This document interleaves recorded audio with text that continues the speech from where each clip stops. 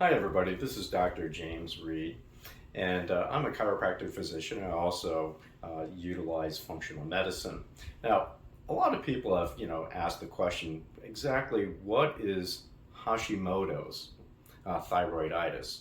A lot of people have never ever heard of it, of the term, but let me put it this way. Hypothyroid or low thyroid problems are rampant here in the United States.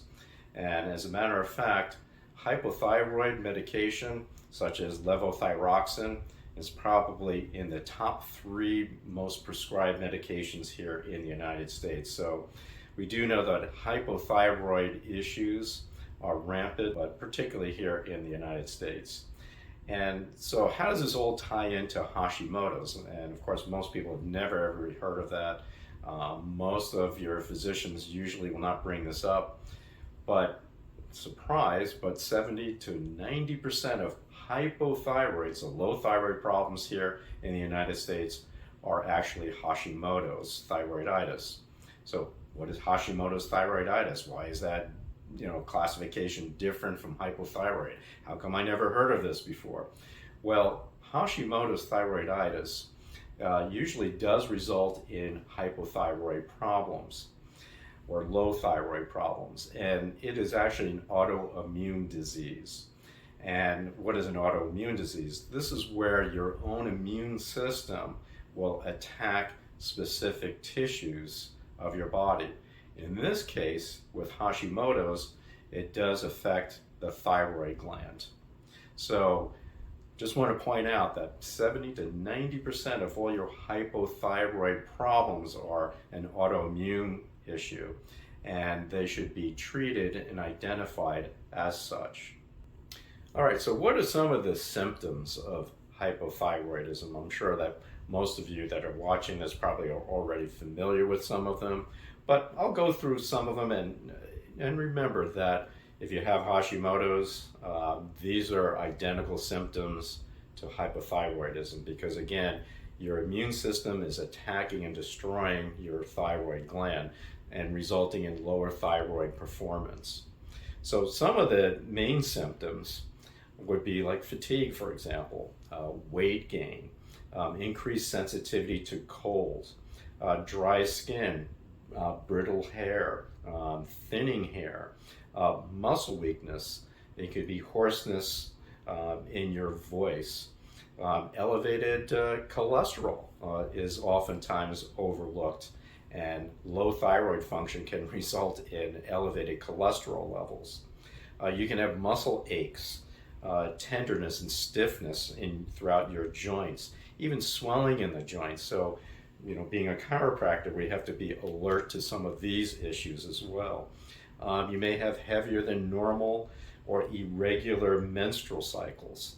So these are just some of the main symptoms. There are some others as well too. You can have also a lowered immune system function. So wanted to point that out as well too. So the thyroid does control your overall metabolic function in the body. It can also affect mental and emotional states as well. People can have depressive states when they have a low thyroid function. So these are just some of the main symptoms that you may experience if you have a hypothyroid problem and or a Hashimoto's thyroiditis issue. So what are some of the causes of Hashimoto's? Well, again, we have to think about Hashimoto's as an autoimmune disease. This is involving the immune system. And when the immune system becomes overactive, it starts to manufacture and produce antibodies to your own thyroid gland. Now, there are many things where you haven't completely understand the causes of autoimmunity or Hashimoto's, but there are a number of things that have been pointed out and have been researched, and there's a strong indication that there are a number of things that will cause the immune system to attack your thyroid. Well, one of which is actually gluten. All right, they found a very, very close connection between the consumption of gluten, found in wheat, barley, and rye, and how it can begin to initiate a problem with autoimmunity and the attack on the thyroid. We find that there may be, problems with certain pathogens, viruses, certain kinds of bacterium that might actually stimulate the immune system. We're finding maybe molds, okay? Some of their waste byproducts may also help to cause this immune system response. We're finding as well heavy metals. There may be some other types of chemicals in the environment that might be associated with Hashimoto's. So we're a combination of different things.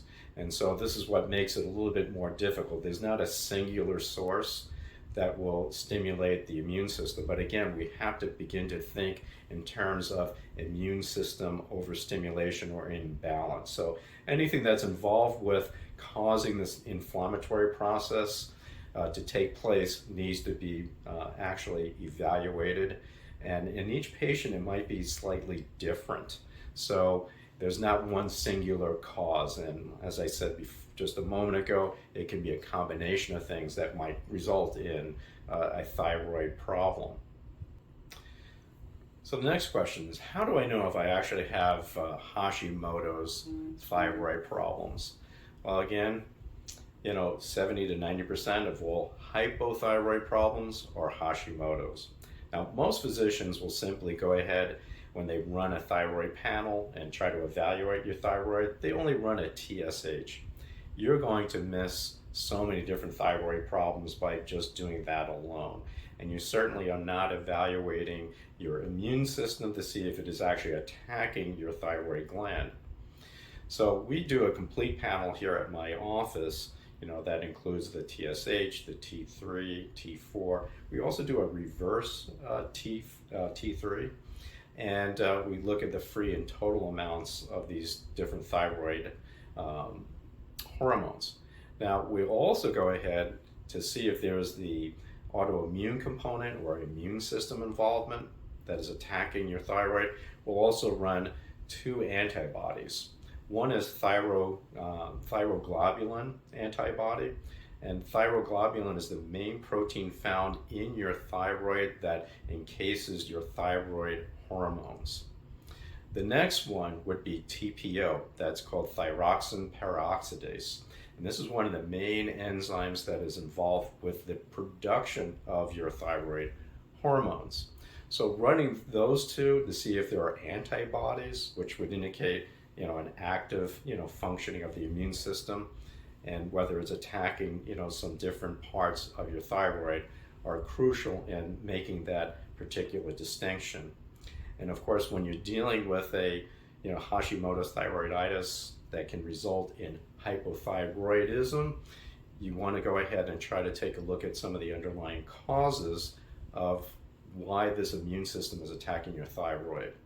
Okay, and we wanted to go ahead and just let you know that if you are interested in finding out whether you have hypothyroidism and or Hashimoto's, we do have different testing that we can go ahead and perform here at the office, and also to try to find out what the underlying causes of some of the immune system attack on your thyroid. So we also have other testing as well too to determine that. Is just one example. We do have like a DNA test kit to take a look at and see if you have any gluten sensitivity, just as an example. But there are many other tests as well too that are available at our office. So if you are interested, please contact my office at 480-732-0911, and my staff would be happy to go ahead and assist you, and I would be happy to go ahead and see if I might be of some help to you as well. And lastly, I just wanted to go ahead and thank you for watching the video, and I hope it was informative. And if you're looking for more information, take a look at our website, and certainly we're going to be having more videos too addressing some of these different issues with the thyroid, and as well as with the gluten sensitivity and so on. So once again, we want to thank you very much for watching.